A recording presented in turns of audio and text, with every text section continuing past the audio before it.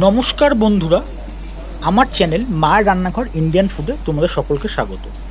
এতদিন আমরা সকলেই জেনে গেছি আগামী 18ই মে 2026-এ পশ্চিমবঙ্গ ক্যাবিনেট মিটিংয়ে ডিএ এবং 7 পে কমিশন নিয়ে আলোচনা হবে।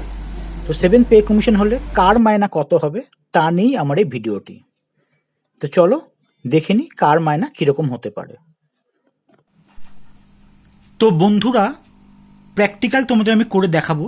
তার আগে চলো তোমাদের আমি হার্ড কপিতে আমার এই ফরম্যাট বা এই টেবিলসটা একটু বলে দিই।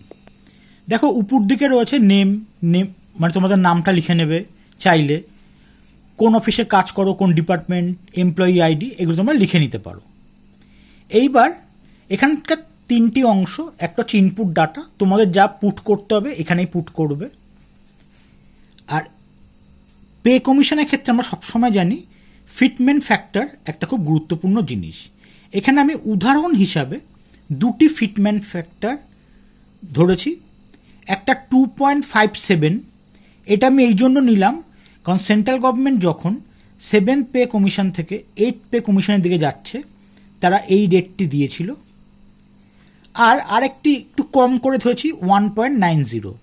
তো এই দুটোকে উদাহরণ হিসেবে ধরেছি। আগামী সোমবার আমাদের রাজ্য সরকারের ক্যাবিনেটে ডিএ সংক্রান্ত বা এই 7 পে কমিশন সংক্রান্ত মিটিং আছে, তখন তোমরা এই ফিটমেন্ট ফ্যাক্টর কত হতে চলেছে সেটা জানতে পারবে। তখন একটু অ্যাডজাস্ট করে নিলেই হবে। এখন দুটো উদাহরণ দিয়ে তোমাদের আমি দেখিয়ে দিচ্ছি।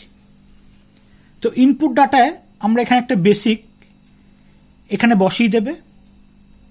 যেমন ধরো এখানে লেভেল 6-এর একটা বেসিক আমি নিয়েছি 22,700। ক্যালকুলেটরটা আমার এভাবেই করা। এখানে তোমরা বেসিকটা বসালে ফিটমেন্ট ফ্যাক্টর অনুযায়ী এই বেসিকটা কিন্তু নিয়ে নেবে, দুটো ক্ষেত্রে বেসিক নিয়ে নেবে। এবং ডিএ হারও কিন্তু বর্তমানে যেটা চলছে 18% আমি সেটা নিয়েছি, অর্থাৎ এই বেসিকের 18%, এই বেসিকের 18%। অবশ্যই ডিএ রেটও বাড়বে, তখন অটোমেটিক কিন্তু এটা আমার এই পার্সেন্টেজটা পাল্টে দিলেই সে ডিএটাও চলে আসবে। এইচআরে 12% করে করা আছে। মেডিকেল অ্যালোয়েন্স যদি পাও তাহলে এখানে পুট করবে, এটা ওখানে অটোমেটিক চলে আসবে। যারা পাও না তারা এখানে 0 করে দেবে। তো বাকি দেখো, এখানে আমি পি ট্যাক্সটা ইচ্ছা করে 200 এখানে দেওয়া আছে, কারণ তোমাদের এই 7 পে কমিশনের পর কিন্তু মায়না সকলেরই 40,000 টাকার বেশি হয়ে যাবে। ফলে পি ট্যাক্সটা আমি ইচ্ছা করে এই রেট এখানে রেখেছি যাতে অটোমেটিক এখানে চলে আসে। তো তোমরা এখানে সহজেই দেখবে, তোমরা এখানে যা যা ডিডাকশান যে করছো এখানে পুট করবে। এই ক্যালকুলেটার এভাবেই করা। এখানে তোমাদের গ্রস স্যালারি চলে আসবে, সমস্ত ডিডাকশান বাদ দিয়ে নেট স্যালারি চলে আসবে। বন্ধুরা, এই দেখো আমি আমার ইনপুট ডাটা সেকশানে, আমি আগেও বলেছি 3টে সেকশন ইনপুট ডাটা আর দুটি আলাদা আলাদা ফিটমেন্ট ফ্যাক্টরের দুটি সেকশন আমি নিয়েছি উদাহরণ হিসাবে। তো তোমাদের যা পুট করতে হবে ইনপুট ডাটায় পুট করতে হবে। তো প্রথমে তোমরা ইনপুট ডাটায় নিজেদের বেসিকটা দিয়ে দেবে, অর্থাৎ বর্তমান যেটি বেসিক চলছে সেটা দিয়ে দেবে। তাহলেই দেখবে সমস্ত কিছু বাকি ডান দিকের যে দুটি কলম আছে সমস্ত অটো ফিট হয়ে যাবে। এবং আমি আবার বলছি, এখানে কিন্তু আমি বর্তমান যে ডিএ চলছে 18% সেই সূত্রটা করা আছে। ডিএও অবশ্য বাড়বে, তখন সেটিতে পাল্টিয়ে নিতে হবে। তো যাই হোক, এভাবেই তোমরা গ্রস স্যালারি সমস্ত ডিডাকশান বাদ দিয়ে নেট স্যালারি পেয়ে যাবে। শুধু বাঁদিকের ইনপুট ডাটায় এই দেখো চেঞ্জ করছি বেসিকটা, বাকি কিন্তু অটোমেটিক সব হয়ে যাচ্ছে।